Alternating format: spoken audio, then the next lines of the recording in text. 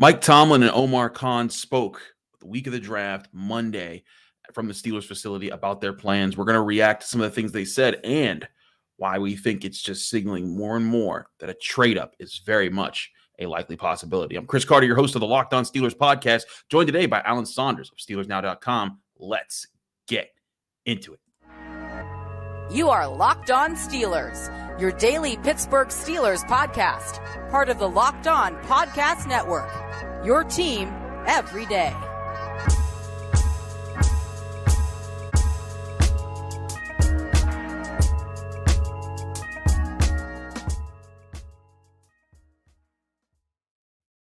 Hello and welcome to the Locked On Steelers podcast. I'm your host, Chris Carter, bringing you your daily dose of all things in the Pittsburgh Steelers. As always, you can find this show on your favorite podcasting app and especially on YouTube. Like this video if you enjoyed on YouTube. Subscribe to this YouTube channel to get all of your daily Monday through Friday episodes.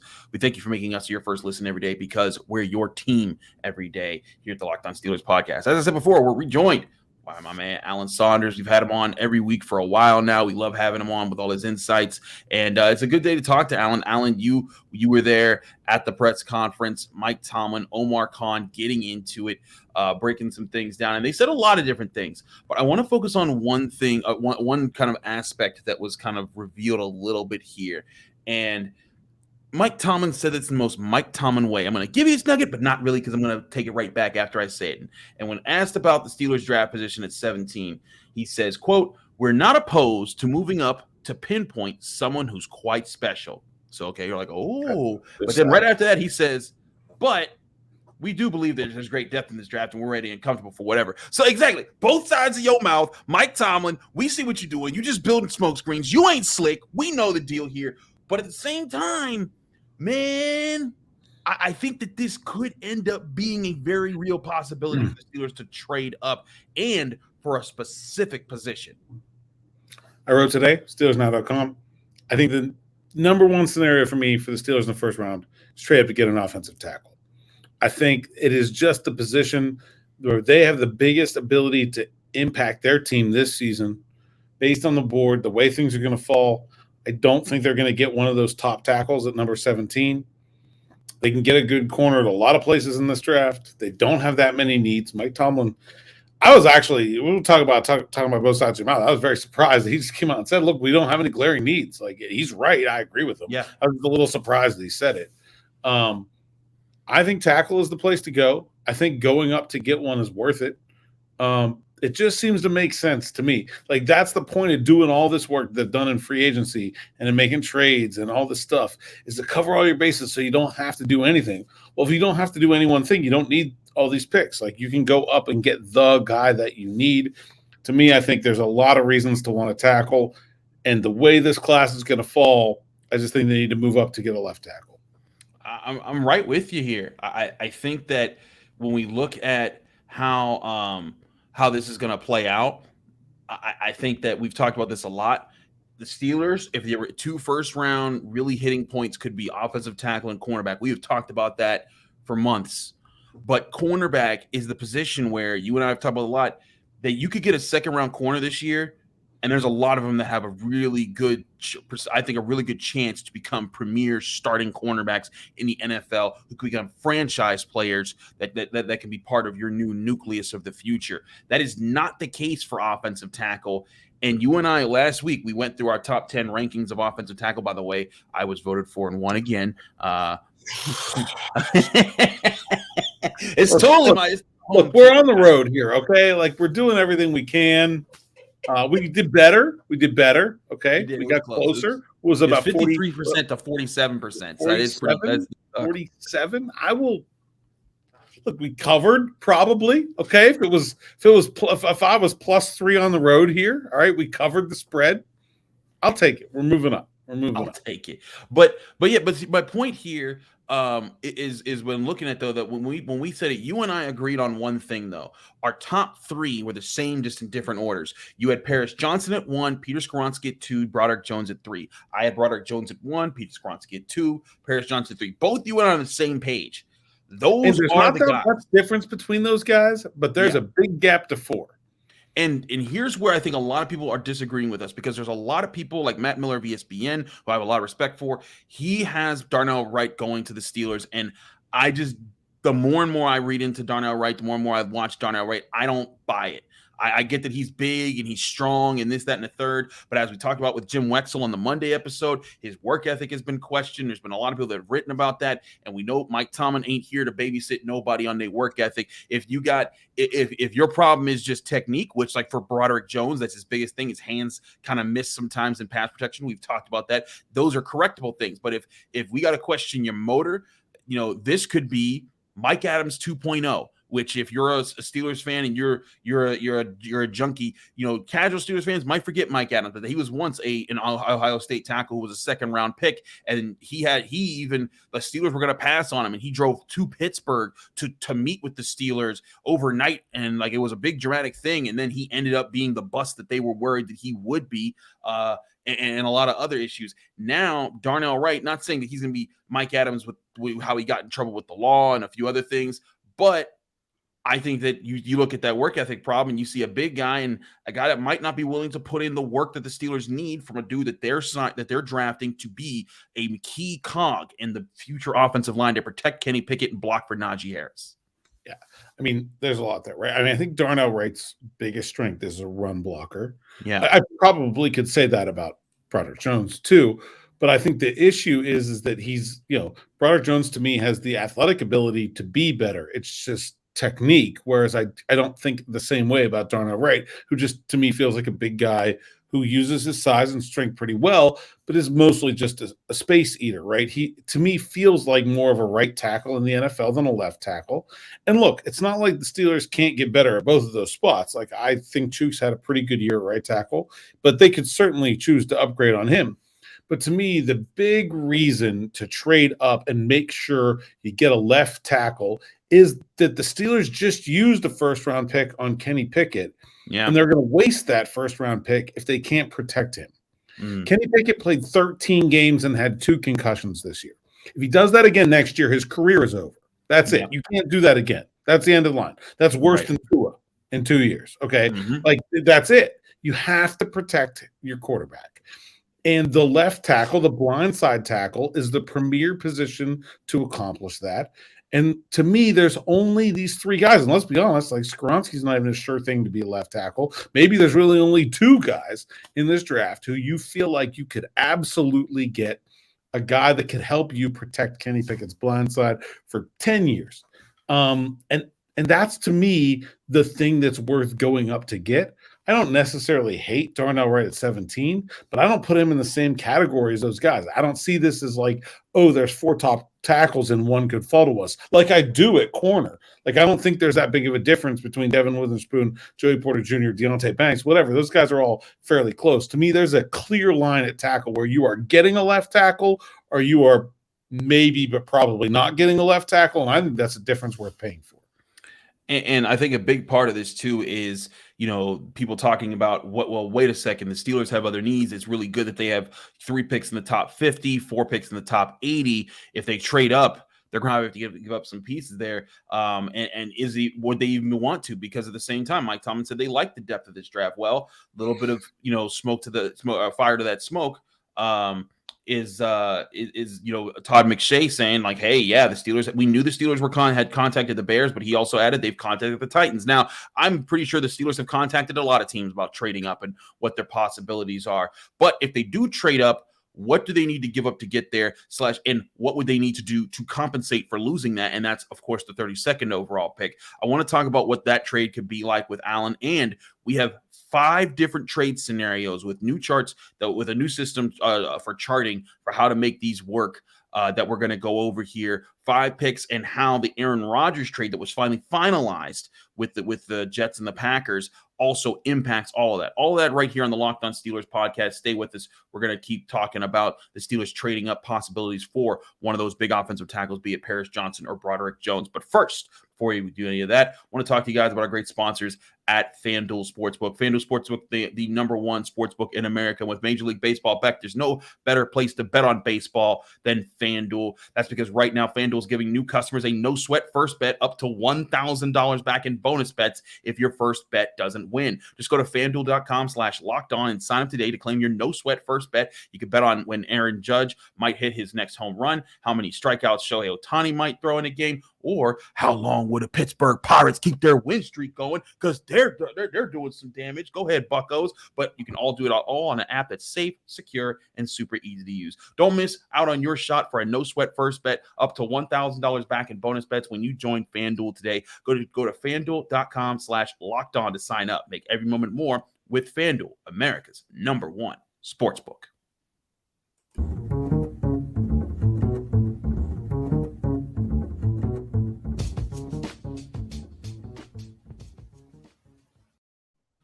Back here on the Locked On Steelers podcast, I'm your host, Chris Carter. We're continuing with the show here. Alan, before we get into all the different trade possibilities and all the things that have to add up, it's obvious the Steelers are probably going to have to give up a day 2 pick, be it somewhere in the second round with 32 or 49, or somewhere or 80 in the third round, and then see how they can balance things. But in doing this, as long as they keep 32, and I think it's vital that they do not give up 32 in this process. You've written about this. You and I have talked about this. This, and Mike Tomlin even hinted at it again. It was. I don't know what's like 9 levels above hint. I'll read the exact quote that you guys even put on your website, SteelersNow.com. You mentioned number 32. This is Mike Tomlin. Being in that position, we acknowledge we're not quarterback shopping, and that position might be one that attracts quarterback shoppers. So it's exciting to see what might transpire with some of those phone calls and the value we may be able to get. It's an exciting position for us to be in. Yeah, you're right. That's not hinting. That is. Let me Tomlin translate that. Please, dear God, pay us a lot to come get Hendon Hooker at 30. It's like holding up a giant sign like, hey, come get this pick, bro. This is the NFL draft version of the wavy guy in the arm flailing tube man. Mike Tomlin is saying, come get this pick. But it makes sense because he's right, especially if some of these quarterbacks fall. And I think that there's a few that could fall. I think that Richardson, Stroud, and Young, all those guys are probably going to go early. But Will Levis and Hendon Hooker, I don't think Levis is going to fall to 32, but Hooker, I mean, to me, that's about where he belongs. That's where he belongs. If someone thinks Hendon Hooker is their future, they could trade up and go get him. And if they think it's their quarterback of the future, they may want to give up some extra pieces and not just not just trading back in the second round, but also recouping a third round pick so that you're getting another day 2 pick back. So that essentially, you won't have 3 in the top 50, but 4 in the top 100 again. That's still a win. And it doesn't have to be a quarterback. I mean, there's always that guy, and we never really know who it's going to be. But almost every year, there's that one guy that you look at and you're like, oh, how did he not go in the first round? That guy who sits in the green room way too long, or that guy that sits there at the top every time. Mel Kiper talks about a different player. He's the guy at the top of the board. He's the guy at the top of the board. It just takes 2 teams to be really in love with that guy, and have 20 hours to think about it after the first round ends. And you can have a little bidding war, and you can make something happen. I think the Steelers are very excited about that process. And I remember back to the combine, I asked Omar about that, and his eyes lit up then. And I could kind of tell this was a thing. And then Mike T basically just hung out the for sale sign today. And to me, and again, the allure here is that it's not just an in the moment thing. It's going to be something that brews for basically 20 hours, because as soon as the first round closes, everyone knows who's sitting there at 32. It's hard to make trades on draft day. You have 10 minutes. It's really, really hard to make those trades as the picks are falling and things are happening fast. And, none of the guys are there at the draft. Everything's done by phone and by internet. And so there's delays in communication. And this is why they're making these phone calls now. When you say the Steelers have contacted this team, it's because they need to know, have a basis of conversation. Hey, we've talked with the Bears. It's not like we're coming in cold and just saying, hey, so what do you think about? No, it's hey, we talked about this trade. This is the moment. Are you still down for this? All right, here it is. And at least have those train tracks set for you so that you can get going there. Yeah. Pick 32 has been traded. Well, not pick 30. The first pick of the second round there has you been go. traded 3 times in the last 10 years. So you figure like just statistically, you got like about a 1 in 3 shot of the Steelers making a trade here. And that's before the head coach and the GM basically said, yeah, would really like to trade this. Get this.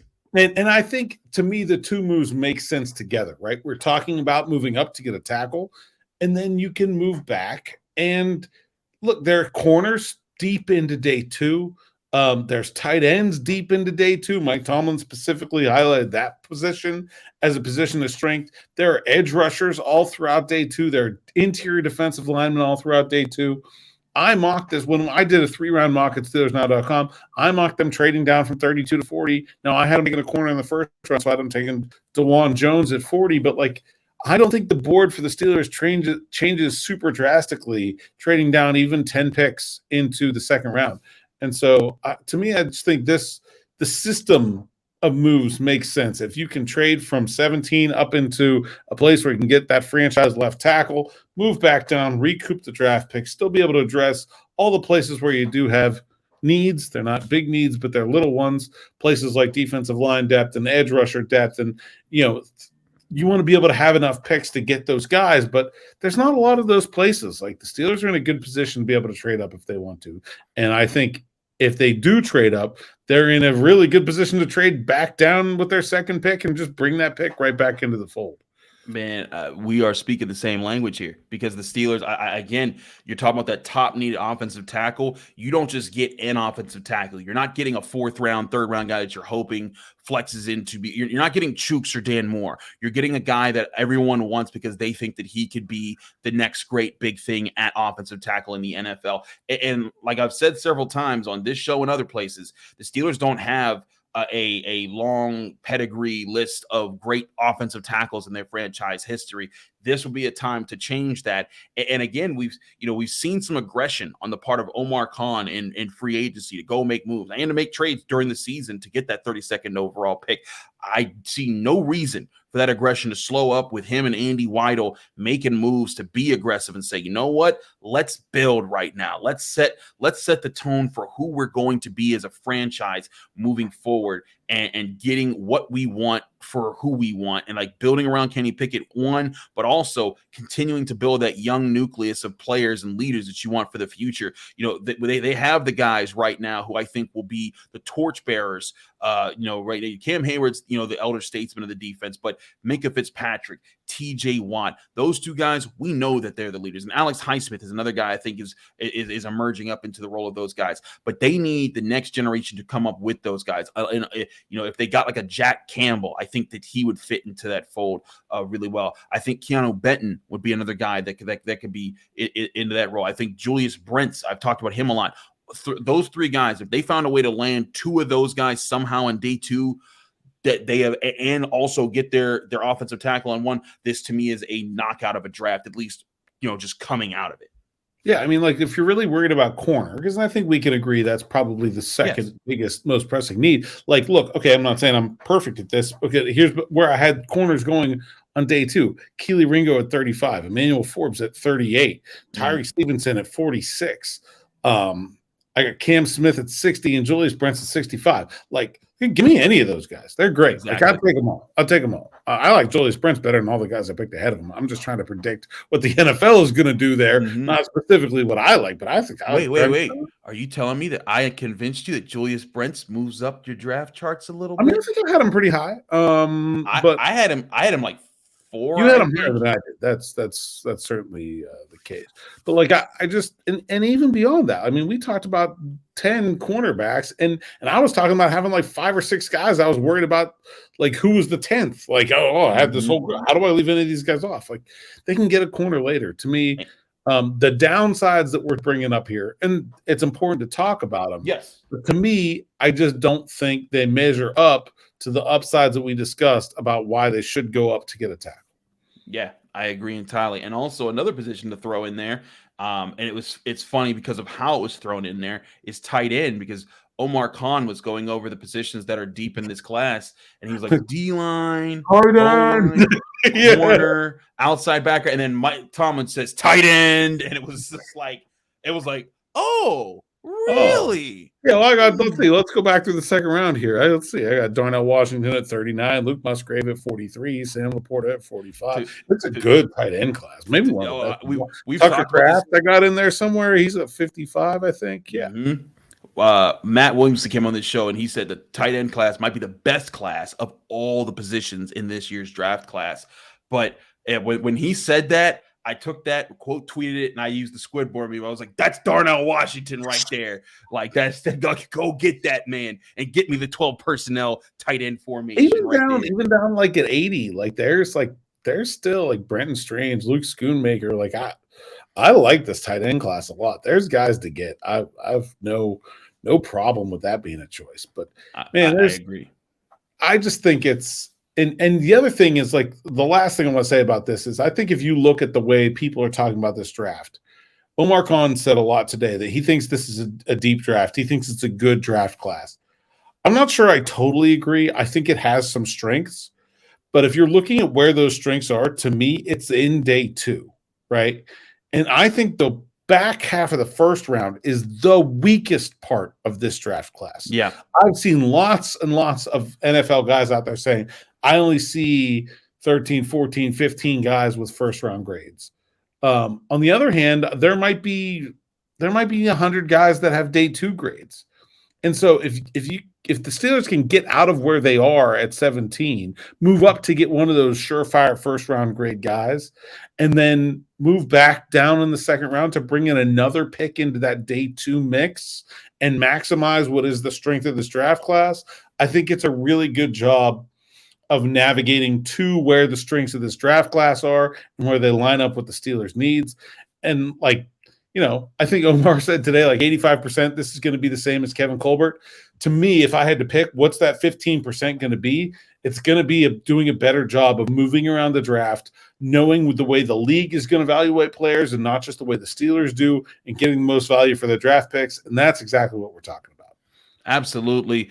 We got to get to the point I've been kind of teasing for a while now. We got charts to get to. Charts. We promised the people charts, Chris. We got charts. We found a new tool that anyone can use for free that'll help you evaluate how trades are made. It encompasses several different perspectives. I'll explain how to use it and how it adds up for a lot of scenarios that I think specifically work for the Steelers trade-up situation in the first round. All that in the third segment of the Locked On Steelers podcast, so stick with us right here. But first, before we do any of that, I want to remind you guys that this show is sponsored by BetterHelp Therapy Online. BetterHelp Therapy Online is a great tool for if it's not self-help, it's here to get you a licensed therapist online to connect with you, help you figure out your issues, and help you shoulder the burdens, figure out how to find the best balance in your life. BetterHelp Therapy Online will assess your needs and can match you with your own licensed professional therapist in less than 48 hours. And it's not a crisis line. It's not self-help. It's actual professional therapy done securely online, available to people worldwide. You can log into your account anytime and send a message to your therapist. With therapy, it can take a few tries to find the right fit for you. BetterHelp makes it easy and free to change therapists if needed. And they have a special offer for all our listeners. Get 10% off your first month at BetterHelp.com/lockedon. That's 10% off your first month of online therapy at BetterHelp.com/lockedon. Get BetterHelp Therapy Online today. It's a big tool to help people out there and get the professional licensed therapist that you could need to help better your life.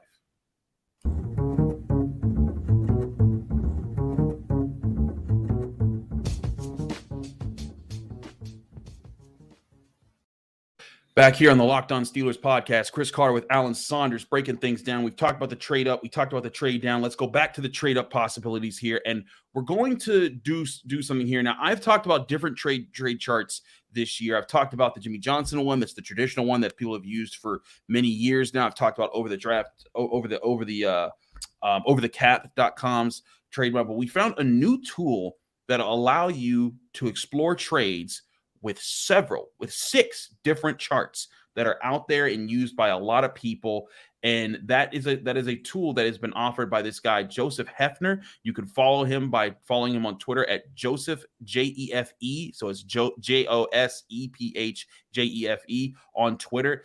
He works for the Kansas City Sports Network, and he's made a few apps here with formations all 22. But this, for the trade value, it's really useful. And what it does is it takes all these different options and shows you all these different charts and says, hey, if you wanted to make this trade work, this is what you would need to do in this situation. So we're going to do some experimenting here for looking at all of these different trade charts and how it moves for the Steelers moving up in this to get their offensive tackle in this scenario that we've talked about here. Now, to do this, I think there's a few factors that play into this, right, Alan? Because one, we've heard about Todd McShay, 9 and 11. So we have the Bears, we have the Titans there on the concern. But one of the things was also, I think, a big strategy, and Brian Batko, my colleague at the Pittsburgh Post-Gazette, wrote about this, is if you want to get one of those guys, you want to get ahead of the Jets whenever they pick. But the Jets had the 13th overall pick until just yesterday. The Aaron Rodgers trade was reportedly completed, and there was a swap. The Packers now have the 13th pick. The Jets have the 15th pick. So now ahead of the Jets is the Patriots at 14. But we have now, I went through this new chart app and charted out what it would take to trade for 9 with the Bears, 10 with the Eagles, 11 with the Titans, 12 with the Texans, and 14 with the Patriots, because I don't think that the Packers would trade back down after trading up and getting that pick from Aaron Rodgers. But hey, what do I know there? But let's go over these options. Let's start with the Bears at 9 here, Alan. Now, bringing it up on YouTube so people can see it, so excuses as it blocks our faces. But looking at there we go. We can like lean to the side here and talk around it. This is actually pretty funny. If someone's watching at home, please take a screenshot of Alan like geeking over here as we're like looking over the sign. It's actually pretty funny. But looking at this trade, so according to this trade chart, when I was playing around with it, the Steelers would have to get the 9th overall pick. They would have to trade 17 and 49. And if they got not the 9th overall pick, they could also get an early 4th round or a 4th round pick for next year. And on 5 of the 6 draft charts that have been made available on this app, the only one that wouldn't work was the Jimmy Johnson chart. But of 5 of the 6 draft charts, this would be favorable to the Bears, something that they would accept. And in fact, the Steelers might be able to get back like a late 5th round pick or a 7th round pick in addition to this. But this to me adds up. Alan, is this a reasonable trade, do you think, here? And is this something you think the Steelers would actually do? I think this is close to reasonable. When I ran this myself, I thought a 6th round pick this year coming back from Chicago would be right, but they don't have one. So then I said maybe like, okay, usually you go up a round if you go up a year. So I thought 2024 5th instead of 4th, but like, okay. I mean, I think you're close on what would be fair value to go up to 9. To me, the big question is, okay, one, the Bears need a tackle. So, like, why are they trading this pick if they don't want I'm not sure I see a big reason for them to want to make this trade. 2 is, okay, if the Bears aren't taking a tackle and they're not trading this pick to someone else, do the Steelers need to go all the way to 9 to do this? And you know, I'm not sure. Nobody really knows for sure, right? But I think they could probably afford to not make such a big move, but I don't mind this trade. Like, I think this fits for sure. So let's move down a slot here. Let's go to the Eagles at 10, where Andy Weidel obviously would have some connections, being a former Eagles front office guy. Now, we kept the 49th pick in here, but with that, the numbers show that if you could bump up the Eagles pick to a late 3rd round pick for next year, so you could get the 10th overall pick, so you are picking a top 10 player, but you're also then getting a 3rd round pick in 2024 for next year. So you get an extra little pick there for day 2 next year, but you're giving up 17 and 49. Again, keeping 32. All the scenarios I have, the Steelers keeping 32 because they want that to hold on to that for trade down value after trading up in the 1st round. But here, again, works 5 of 6 charts for 17 and 49 for 10th and a 3rd round pick in 2024 from the Eagles.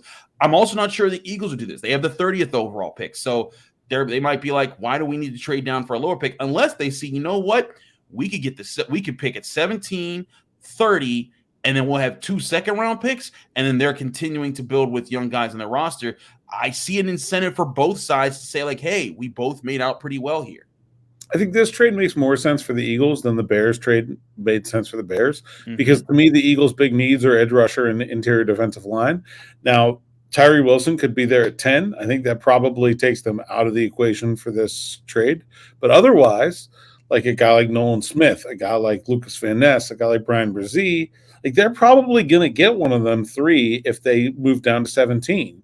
And so to me, like they can still address their biggest needs in this draft by moving down. And so I think this trade makes a lot of sense for the Eagles. I'd like to see it with just keeping the picks 2023. But I don't hate this for the Steelers. I think this makes a good bit of sense. And obviously the Eagles are a team that they're probably going to be okay with dealing with. But look, I mean, if I had to pick the best general manager at navigating the draft and getting the most out of what he does, Howie Roseman might be that guy. Yeah. So like, one of the early lessons of being a football general manager is don't trade with those guys because you're probably going to lose. Alan, you just made a point, and I just did this over here on my end. Trading for for just swapping a second for the third at 94th overall, it works on 5 of the 6 charts. So I might have even undersold the Steelers here. They wouldn't even need a third round next year. They could get a third round this year, and according to 5 of these 6 charts, they would work for both sides. Yeah, but it doesn't work for Howie. I'm not sure the Eagles are going to give up so easily. I also think, they're a team with their needs where they can trade down to a bunch of different places. They have 30 where they can come up from. Also, I like this trade better than I like the Bears trade. I'm just not sure the Eagles would definitely do it. And I'm also not sure that they would do it for this. But like, the idea of moving up to 10 to me makes a little bit more sense than 9. I don't see the reason to pay the premium to go up one more pick. And I think this trade makes more sense for the Eagles than the last one did for the Bears. Let's move down one more pick to the Tennessee Titans at 11. Another team that Todd McShay from ESPN said that the Steelers have talked to here. Now for here, I was able to bump down from 49 to 80 as the Steelers pick that they're giving up in addition to 17 to get this pick. And according to now, this was a little more muddled. This wasn't as 5 of 6. This was 3 to 3 that said that this would or wouldn't work for the Titans. But at 17 and 80, the Steelers trading those away, they would get back the 11th pick and they would get back a 4th round pick with the Titans giving up the 147th pick there in the draft. Actually, sorry, that's a 5th round pick. I apologize. But so they'd get back a 5th round pick and they'd get pick 11 from the Titans for giving up a 1st and a 3rd. So in this scenario, you have kept 32 and 49. You could trade down from 32, still have 2 2nd round picks, and probably recoup a 3rd round pick there if you're trading down with 32. And to me, that's like, that's living nice and easy right there. And so that's why this might be now again. The charts are more mixed on this trade being possible and something that the Titans would accept. But I think this is a lot more favorable to what you're looking at here. And again, we're talking 2 spots down from the Bears. The Bears may take a tackle. Maybe the Eagles do. But I think both of those teams got a lot of other needs in front of them as well. Yeah, I think I'm more worried about like another team that the Eagles might trade down with than I am the Eagles. The Bears, to me, I think should probably just stay there and take a tackle. But whatever, don't ask me. I like this trade for the Steelers. I'm not sure why this trade makes sense for the Titans. Like they need a quarterback. They need a lot of players. This probably could be Will Levis. Like to me, like this is probably where good, yeah. Go. Now maybe they prefer Hendon Hooker and think that he'll get to 17 and they can move down and get the guy they want anyway. So to me, that is the reason for the Titans to make this trade, is if they think we like Hendon Hooker better than Will Levis anyway, let's move down to 17. We'll still get the guy we want, and we can add some extra draft capital. If they're not taking a quarterback, they should probably be taking a wide receiver, and this is right in the Jackson Smith and Jigba sweet spot for me. Also, Quentin Johnson would not be a terrible pick there for me. So, like, to me, that's the one scenario where this trade makes sense for the Titans, but I do like it for the Steelers. I think it makes a lot of sense. To me, this gets you, at the very worst, your number 2 pick of those 3 top tackles. Now let's move down one more pick again. Now we're going to 12 with the Houston Texans. Now the Texans also have the second overall pick in this draft, where they're most likely going to take C.J. Stroud. It's becoming maybe. Yeah, please. The fact that there's more than one mock draft out there that has somebody else in that spot just boggles my mind. Yeah, it's crazy. But again, we're projecting there. But if they get that quarterback, the Texans are in a full rebuild. I could see the Texans saying, "Hey, you know what? We'll move down 5 spots to say, let's get another day 2 pick in there." Because again, this is a deep draft class, and everyone sees it the same way. Again, I was able to throw in the 80th pick here and not give up either of the Steelers' second-round picks. So the Steelers in this trade scenario would give up 17 and 80. They'd get 12 and an early 4th for next year. And this, again, would be in the middle grounds where, according to 3 trade charts, this would work for the Texans. According to 3 trade charts, this would favor the Steelers. And so with some of these, you might be able to get away with it. But I think that this is also another range where if the Texans are in a position where they're like, we've gotten certain guys, but we're looking for a different guy who's going to be available later. We'd also like an extra 3rd round pick. That could be somewhere where I see the Steelers making a trade here. We've heard the rumors about Deontay Johnson. I don't think that's happening, but I do think that a draft pick here, making this swap, a 1st and a 3rd for a higher 1st and a 4th next year I think that could be a balance the Steelers would be interested in. Yeah, I think this makes sense for the Steelers. Probably is right about their sweet spot for where they would like to go to really guarantee, like, okay, definitely going to get one of those 3, probably going to get your pick of 2 of those 3 at 12 here. For the Texans, to me, if they draft C.J. Stroud and they go into the season with their wide receiver depth chart, I'm going with our lads here. They're a site I like. Nico Collins, Noah Brown, and Robert Woods. Who? I'm pretty sure that like Dan Marino circa 1995 would have struggled with that group. Okay. They cannot trade this pick if they draft CJ Stroud and there's a good wide receiver on the board there. They just can't. However, the fact that people are even discussing the idea that they're not going to take CJ Stroud, I just kind of got to look at the Texans, throw my hands up and say it's all possible, because I really, truly have no idea what they're thinking if they do that. I'm in the same boat. There's been a lot of times I have no idea what the Texans to me, this should be the easiest draft in the world. The Texans should just be like Stroud and whatever the best wide receiver is, and we're good. Like, it doesn't even require any effort to me, really, to be a very good draft. But I guess we'll keep an open mind here and say that teams do strange things, and this is the opposite of trading with the Eagles, right? I mean, right. If somebody wants to do something dumb, you let them. I think this would be a dumb trade for the Texans, but I like it for the Steelers. Well, hey, that's why I mentioned the Bears earlier. But the last team we're going to explore here with the charts is going to be, we're skipping 13 with the Packers because, again, they just traded. They got that pick from the Jets. So I think that they'd be a little bit more aggressive. They wanted it for a reason. Yeah. Right. Also could be a tackle team. Let's acknowledge that too. Also could be a tackle team, and could be the chance to take away two tackles that we're talking about out of the 3 that we're looking at here. But again, let's go down. And now we went to the Patriots. Now for this one, the Patriots, I got all of the charts to work for giving up 17 and 80 and then picking up 14 and 135. So the Steelers trade up 3 spots and they give away their 1st and 3rd round picks. They get 3 spots higher. And the point of this, again, is to now get ahead of the Jets, who I think a lot of people agree offensive tackle would be certainly in their wheelhouse that they'd want to trade to get. And with 135, you'd have the very last pick of the 4th round, a comp pick that the Patriots got there. So you get a late 4th round pick there, adding to your early day 3 picks with 120. And again, if you're trading away 80, you're keeping both your 2nd round picks, so you can trade down with 32.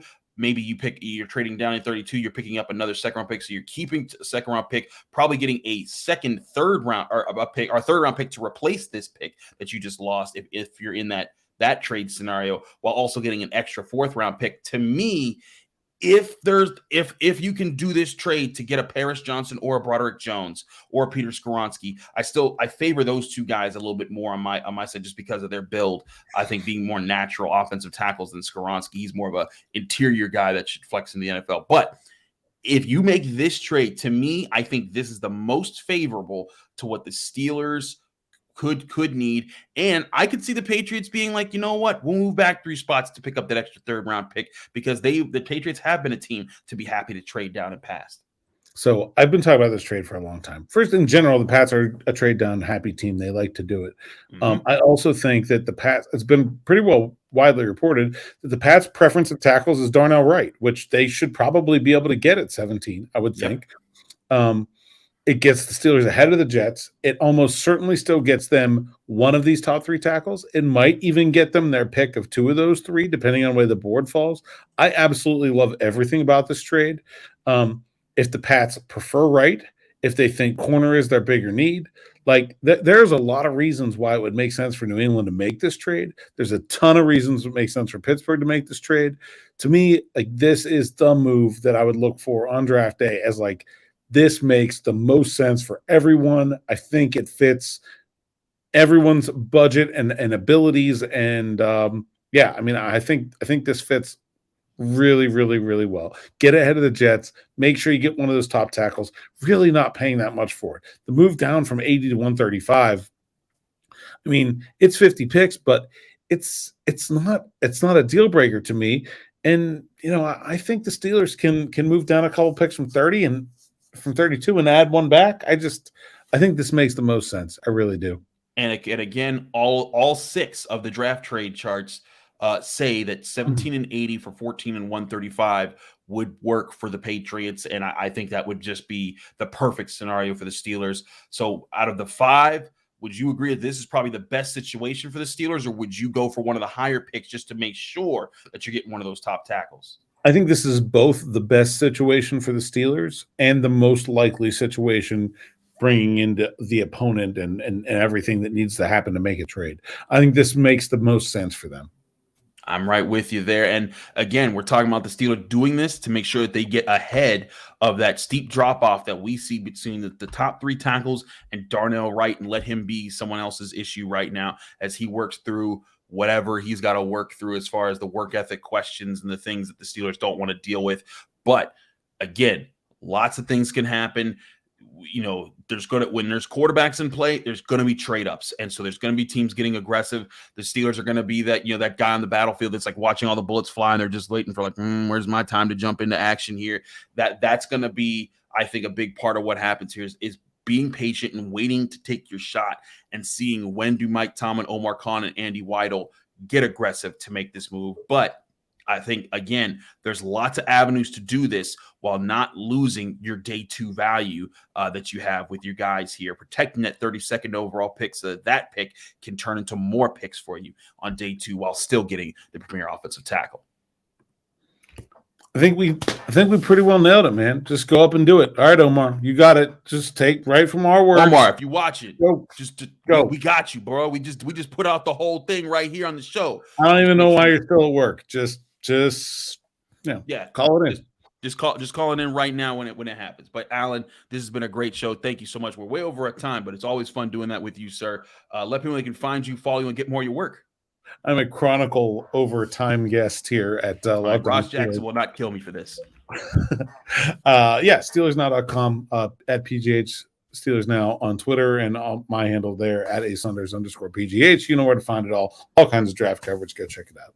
Absolutely. He's amazing. Alan Saunders, thanks so much. And thanks for being with us all throughout this offseason. We appreciate you. We're definitely going to get your insights after this draft as well. I'm your host, Chris Carter, here on the Locked On Steelers podcast. You can find me on Twitter and Instagram at Carter Critiques. You can read my work at the Pittsburgh Post-Gazette, post-gazette.com for all my work there. You can also check me out on the Locked On Steelers podcast Monday through Friday, breaking things down here in your Pittsburgh Steelers. We hope you're your first listen every day because we're your team every day. And remember, you can get us on all your favorite podcasting apps and especially on YouTube. Like this video if you enjoyed it. Subscribe to this channel for all of our daily episodes. Back tomorrow, getting you ready. It's gonna be the Wednesday episodes, the last episode before the day of the draft. Lots to still break down here and possibilities, all right here on the Locked On Steelers podcast.